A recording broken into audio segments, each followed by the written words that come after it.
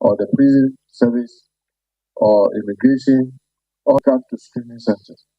So, for example, we have decided that every screening center should not screen more than 1,000 a day. And even the 1,000, you screen 500 in the morning and screen 500 in the afternoon. So if you are for afternoon and you decide to rush in the morning, that itself becomes basis for disqualification. Because then you want to be a security person, but you don't want to comply with rules. So if you are scheduled for afternoon, say Legon Stadium for afternoon starts from 12, after 12 noon, and then you come there at 11:50. That becomes the basis for us to disqualify you because you don't want to comply with the rules.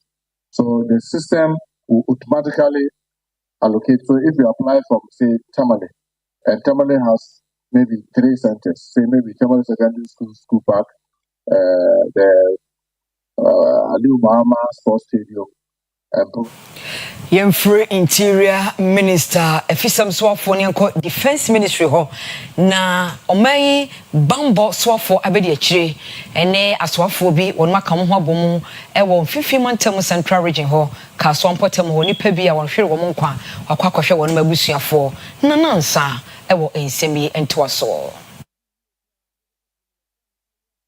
sanse obia oba ho saada no ye omo a na yedi kan ahwehwe omumfie omunkrata asem dwumadi a omubedi na yehu se omubetimi aye adwuma no omo na ye kan se omumfa no omumra na omumfa omunkrata emra mekire enu nti mampani aye ne se baabi a waduru no na aka se ye behwehwe na apon mu na yama ne kwan na wabehye soja atade mu enu nti yenyina na namu na yema abusua kwan abusua wo obi a omde ne besi na namu a yedi nipa ne begina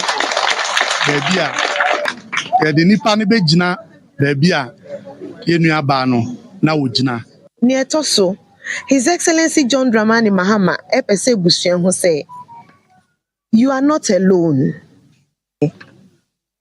enye say ye beja ebusua keke na oya o say monko amu afemu but owon hihyepa say even in this trying moment no wo fechi nhihye bia ebusua beye bia no oman no ebegine mu ama ebusua se ne beye a ye bepe baby pa ama ye baba no ye nua ba no yante asempa na yete accident esi ewo Elwak Stadium na enwumere me wo ho na impenyimfo efreme ebo mi amane se ye nua ba ye sister ye bibia peace waye nyamedia inti midimrika ebe hwehwe efi ha se ma mebebo ebisafo amane ninia esi me baaye no mehu mama because ebusiafo mama ete se mama hu mfa no nti omo maye ko share corner maye ka asem no Enra Ghana photo samfo ede omai kohoma kisika yebedi na fia ebesi mu no hetudwa na Ghana mrahye bedwam domketwa wonmo de atudwa se de wosi ehihye no ma no enye sa na ebehu no firi se enoma bi omka so mba suku adan ne ade nyina no ndisi aban nya de wonmo yeye. Gradually, the people of Ghana will come to terms with this government's mastery of propagating empty slogans and yet delivering nothing. The 2026 budget is presented under the theme Resetting for Growth, Jobs and Economic Transformation. It builds on recent macroeconomic stability which began under the MPP government. The trajectory for a return to single-digit inflation, improved reserves, and early signs of recovery in the non-oil GDP sector was expected. And we have known this since a year ago when the MPP left government. And these were due to the policies the previous MPP government implemented. As we have said in the past, the NDC has not initiated any new strategic policy to drive these developments. They have simply stuck to script developed by the MPP with the IMF 2 years ago when we negotiated the ECF IMF program. The central position of the budget is that Ghana is now transitioning from stabilization to a big push of investment that would drive jobs, exports, energy security, and socio-economic transformation. While the government highlights recent stabilization gains, a close examination of the budget numbers reveals concerns that must be brought to the attention of the Ghanaian public. Stabilization is not transformation. Real economic transformation requires strong productive investments. And the Honorable Amin Adam, or ranking member, Finance Committee, Bejoku, one Mushesi Kasam Sona, Waka say, no one or the air to just say 24-hour economy. Ba we yes, our day air bebano, ba and fani chiki. Sisia who for Sobia, a free mwaba. The central position of the budget is that Ghana is now transitioning from stabilization to a big push of investment that would drive jobs, exports, energy security, and socio-economic transformation. While the government highlights recent stabilization gains, a close examination of the budget numbers reveals concerns that must be brought to the attention of the Ghanaian public. Stabilization is not transformation. Real economic transformation requires strong productive investments, credible financing, improved energy reliability, and a vibrant private sector. The 2026 budget does not yet provide the scale or structure of investment needed to shift Ghana from the short-term stabilization to long-term productivity-led growth. This statement we are presenting to you provides a clear fact-based assessment of the 2026 budget's realism, risk, and implications for growth, jobs, and fiscal credibility. The NDC government has hailed Ghana's 2025 fiscal outturn as evidence of prudence and consolidation. Yet behind this narrative lies a deeper problem: the systemic and systematic under-execution of growth-enhancing public investment. Parliament approved capital spending. That's why in a budget in some no emo a year for to some for Dr. Kessel at Forsen and Ren day 2026 a film no and yet you know sia Komesika and one some etuja or Ghana Rasha bedroom. You could do uncomo and Koheka Cramra. Speaker, capital expenditure will rise sharply to 57.5 billion Ghana cedis, or 3.6% of GDP, led by the Big Push Infrastructure Program, which alone will absorb 30 billion Ghana cedis for road development. The Speaker, interest payments are projected to decline to 57.7 billion thanks to prudent liability management. The Speaker, grant to statutory funds, energy payment, and other essential transfers totals 63.6 billion Ghana cedis, whilst ESLA and IPP commitments are estimated at 19.7 billion Ghana cedis. Overall, the 2026 appropriation stands at about 357.1 billion Ghana cedis.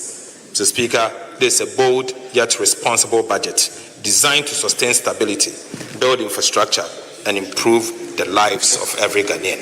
Resilience and shared prosperity. Government has set bold but achievable macro.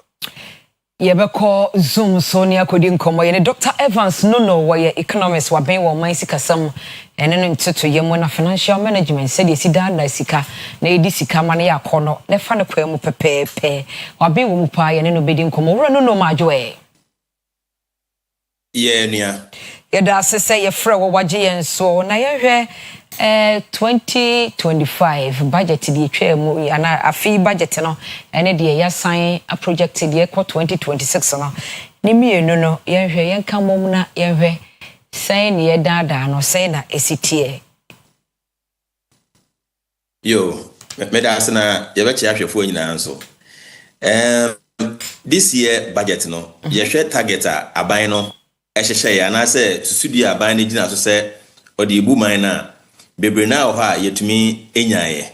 Wo hwe inflation, wo hwe monetary policy, wo hwe exchange rate, wo hwe budget deficit a ye set ma ye ho. Most of the macroeconomic indicators ni na target a ye set ye no. Yes, to make a cry ebroso because if you take inflation for example, now your target I can say 11%. Yeah, can say at around 8%. And we share almost all of the macroeconomic indicators no abano achieve broso. Okay. And so yeah, find say this year abano your target na yeah achieve. Na ye share in share so ye dey gu akwan mu a na ya akoye say this year dey no ene ye hwe aboho ban na sakakra baba beka ho a na ye de aye sa 2026 budget no Actually say yenya pass mark for 2025 budget no. Exactly. Though let me say because of the fact say na ban no say inflation ni enoma bi subetinenti no eba no inwuma sem eni say oman no enyini ewo nanim de ka na GDP growth no eno no answer da anko bebre sa because obviously na aban no empese normal bo ebehwiri intini edwuma sem no me hu ne say ho no aban no answer da amfa na ni ankyere ho bebre na me ahwe ni me say going forward no aban no betumi ede na ni ankyere ho na mabon ho modern wo ho nso Yeah, markets of inflation say yam fa aduane sem no na basic needs o mayi emu who say aduane bo akofom ana. Well, inflation in general no akofom but yeah ka say aduane bo no e wosoro so let me say food inflation is higher than the average inflation. Okay. Not just say yeah ka say inflation around 8% and the food inflation around 9%. And I just say almost for the past 4 years no anytime be inflation because after inflation who be no aduane bo no e wosoro say ni nuamu aka no. Not just say agric any aduane sam ne ade a so oman no yemmo ye homodin bebre. And ye kan say ye bo aban na ba so say wama no mabo abafom na aduane bo so abafom nanso wo hwem pa dia non food inflation no bo no ewo fom etumi eba fom sin food inflation which is not too good because aduane ya de bia wontumi nyim free omani mane nyeye ena se nimpa sore na oni di ya ha adwen ntimi me hu ne say eba no agric any production food crops ne ade no ewo say aban no tumi ma nani ko na oye ni ye. Yeah, 2026 budget enra Honorable Minister de to dwe ye wo gidie wom ana ni da so bi wom se beboa ama o man gina ne na so ye bi o.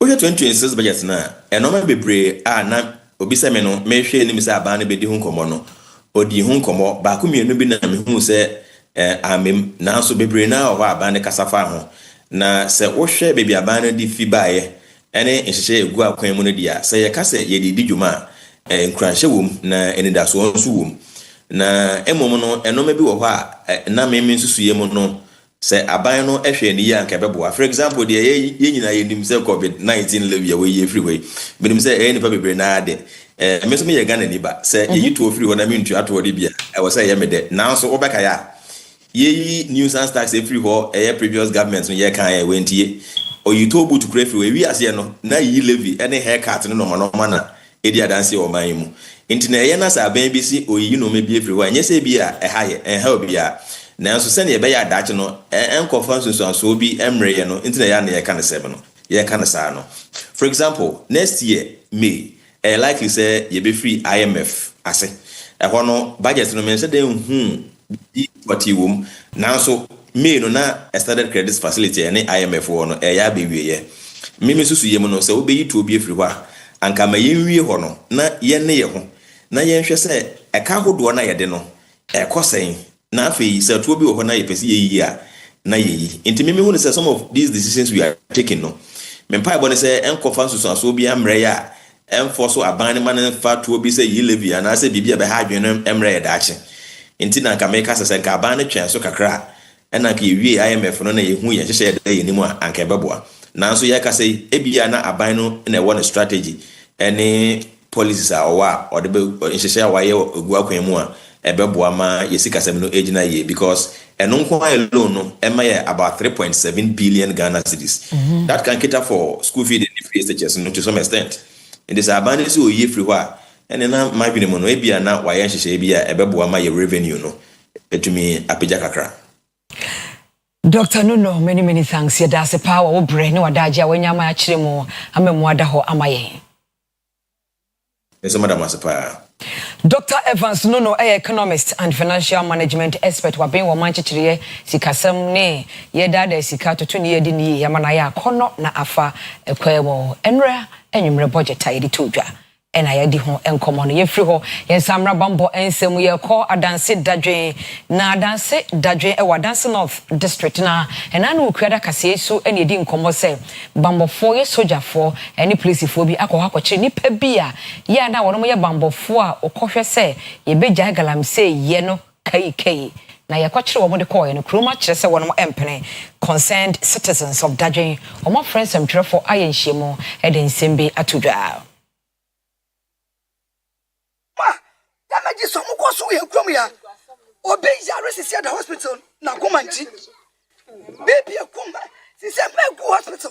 And you know me to me anchor. At your mama damages. No mama shay. No more compensate. Every was one I hear from more attention, sir. Woman like 1 year. National and local media, civil society and human rights groups. Traditional authorities and international observers. When you know, na mama boy, na mo kabi, na atsenetene said that you know. Mo for my Obian for yes, you bet you could see a catch a buying penny for say a brother dry what and say honorable lawyer Andrews about first year and first year so for me constituency. That Julian as we say a second speaker. So what's a war? Nessa or that Judy Chloe. Andrews lawyer my question now, but Peter we a second speaker. Peter so plus you have to remember your Roma Guma, Yadeshadia, and you have 4 years about so one Peter says I won't say that you any man, my dear, and man, yes, I want to say, yeah, Brown, yeah, for much of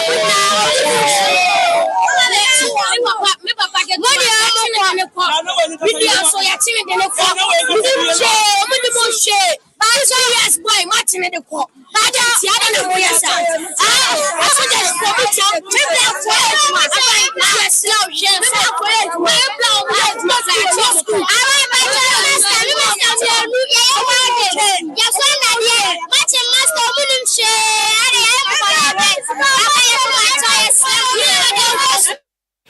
Yemfri hon masantemantam heya yemra dome Keniago e wa manse South Mense no masantemantam heya na yekoka enwomesua ho asam na dome Keniago die bezi school wo mo afrefre dom atwe dom kroma a wono amona no ba bia se wo mra mekeka wonsase emwa mo nsi school dan foforo enam so ema wonimunya for Samuel Amponsa presiding member manse South Mense no ene honorable Benjamin Mafo ono so begina DC anemo ekoto soro manfo se wiase obi hia obi ansa na waye obi wo obi abu obi omanfo mra na onye school dan emo ma adesua enkoso ho awofo ebi ana waso mo ye ene wo hwe yesifa ka eyiye esi manfo a ene ohu entoma kese obi aba wo ye wedding aye do the wedding no Sabi, we have a so this one. And what no master the show. And so now the back is school at a network entity. If you know what you feel, will be a year or matter what you want at a network.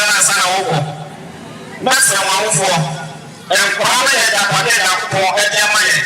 It is all for 1,000 so watch so let the money. So let this money. Yakopo atem yo. Obi busa. Ese oba ade won transfer abu busa pepezui. Ze so bu kan kanjewa e me kanjewa. Ese e mano e de pade Yakopo nyama e. Eto bia mo de se ketewa bi a wɔ biara sɛ wotumi fa ma ɛnkɔ private school koraa ɛti na aban deɛ wɔ hɔ ɛda school fee de nyinaa wɔ hɔ wokɔ aban bɛbɛ de sɛ aduane adi ɛtu ne aduane akoraa kakra da bɛtumi na sɔpɔto biara sɔpɔto na awie no obi ka sɛ nɛ ɛyɛ na mmom yɛyɛ ama aborɔ so dodo yɛhwɛ yɛfie wie ne yɛhwɛ obi ɛfie asɛm na wɔtweka yɛbɛto yɛ nananom no na ɛte saa na yɛ sukuu abaa yɛ mmɔfra no abɔ ata so anaasɛ ɔmabɔ apem soɔ no ɛwo bɛyɛ mmoa na yɛsi sukuu dan ɛkwasɛm nie dɔmikani awo DHSB ɛde mfihyia bi nim abɛyia sɛ yɛsi sukuu dan na yɛde sɔ mmɔfra no ase na bi ɔmadesua ɛne adekyerɛ ɛfiri sɛ wokɔ sukuu a nkwalaa maako aduɔwɔtwe to aduɔkron ɛna ɛwɔ dan baako na nokwasɛm nie Ghana aban so etimi mfa bibiara naa no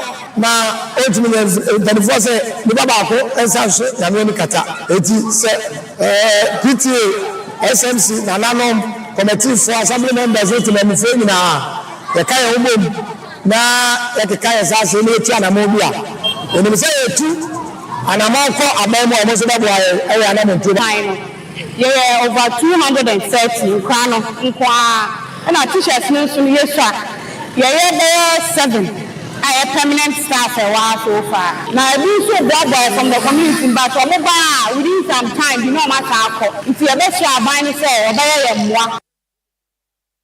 His Excellency Awula John Dramani Asankusu Mahama Ghana Mampenyi enano wukuada wa santimantem ha no enkokon nketenkete dwumadie no odi bepie ha no mo a na wo che enkokon nketenkete na kajetia Dubai ema no ne mema no kyerɛ sɛ wɔn mani agye ho pa wɔn mpanyi kai ko kari wayɛ ne nyinaa na agye ne boaten ekɔ dwumadie na se de nkrato bai bɛsɛ nansa ana wɔn mpanyi ba santimantem mu na botae nyinaa ne sɛ ɛyɛ bɔhyɛ na wɔbɔ ntoa wɔde tu dwa emu baako ne sɛ ɛyɛ enkokon nketenkete obetimi di aba aboa ye akuafo titi omo ne bie na omotimi di omo nsa ye adwuma kakra sɛ bia omo nsa betima akoma no bɔhyɛ yinti ama NDC4 dwadifo mo kegetia abomampani abaso sɛ watimi di ne bɔhyɛ so titu obe adwumadi obɛyɛ na santimantem omo de nsɛm wotu dwa aba na mo kuo panim baako na na wiafe ne wodi na weda ɛhɔ na mpanimfoɔ de nsɛm yetu dwa de yinti abra ɛma na ɔmabɔ dɔmpem no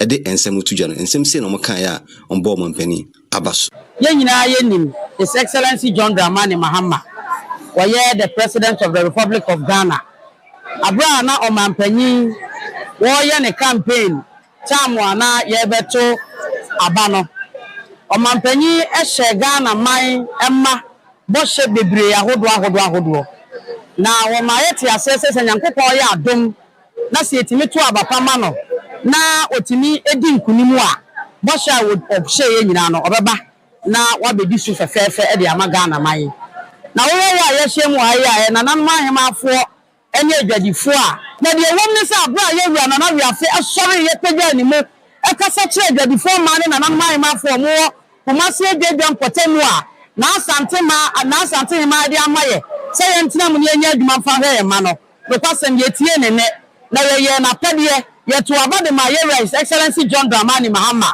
otumfo nyankopɔn so yɛ adoma ma ɛnna deɛ yɛ ɔbaayɛ bɛdi bɔhyɛ no baako so ɛno ne nkokɔ nketenkete lanchina ɛnna yɛwura His Excellency John Dramani Mahama ɛne Agric Minister ɔyɛ Honorable Oyerepa Poku wɔn nyinaa ɛba asantemai wɔne ne Deputy Honorable John Dimelo ɛne asantemai Regional Minister wɔn nyinaa wɔn ba yɛ ɛbɛ lanche nkokɔ nketenkete na yɛhwɛ na wokeka wɔde ba nnra wɔn ba lanche nkokɔ nketenkete a wɔbɛdi saa bɔhyɛ no so koraa no a na no kyerɛ sɛ bɔhyɛ a wɔbɛhyɛ Ghana man no waba abɛdi so na ebi obi ɛyɛ ne di kɛse paa ne sɛ wɔnyɛ baabi a mpasa adwuma de ehu dwuma sɛ asantemai na sɛ no koraa no adwadifo no nananoma no sɛ John Dramani Mahama yamanamo yadana se sɛ wɔde sɛ mmonyam hyɛ no ɛbrɛ yɛ nnra yɛnim sɛ nkokɔ nketenkete dwumadie no ɛba na bɛtena se na bɛboa Ghana ma bɛboa asantemai abɛboa adwadifo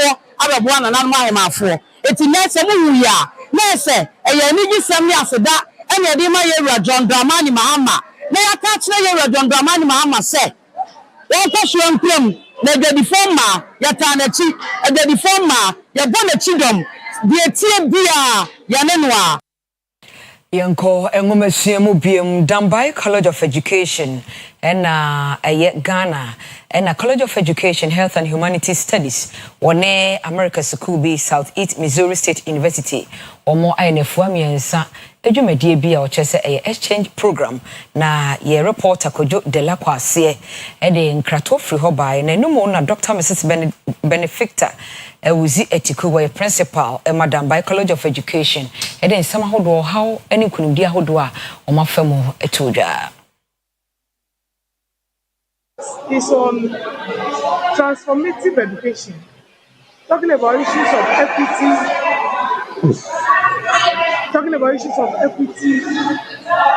policy, practice, inclusivity, and all that. And largely, this conference has actually built our capacity. We had the opportunity of the experts building our capacity in the various presentations. So the parallel sessions, both online and face-to-face, gave opportunity for us to receive critique, constructive criticism to the various abstract or researches we presented, showing us the way of improving our researches, the methodology, the formation, establishing the gaps, and all that. So, in a whole, the conference has been very impactful. So, colleges of education now are migrated, onto the industry's stream of service, making us to have more roles to play in research than ever before, as our counterparts in the traditional universities are doing. So this conference has built our capacity to do better and live up to expectations of our colleagues. We could have a panoramic college, Accra College, no, the cancer, no, Grana or more lunch disability fund, no, the amount. And no cases in there was a day I casa, a trade. Now, the Tifri Papano Crampo say, I will be tried in Okazo, say, I kaki kakra, now at Tias. Then Lucas had an in Nayabon by Nayakazwa, you say SDG, Bull for no crackafa, say, you did a pepe, you age my way class.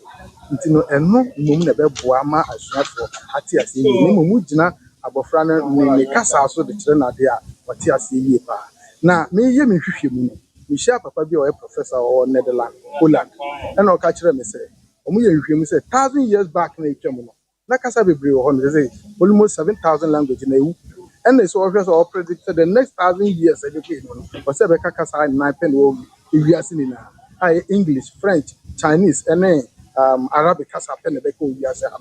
So, because any say cheese the EU. So, no say Dutch, on person the Dutch cat and Vera.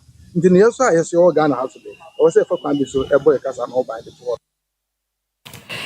Yejina in some way so na ye twan we kofo ya bo fon krato ye ba ye beto so.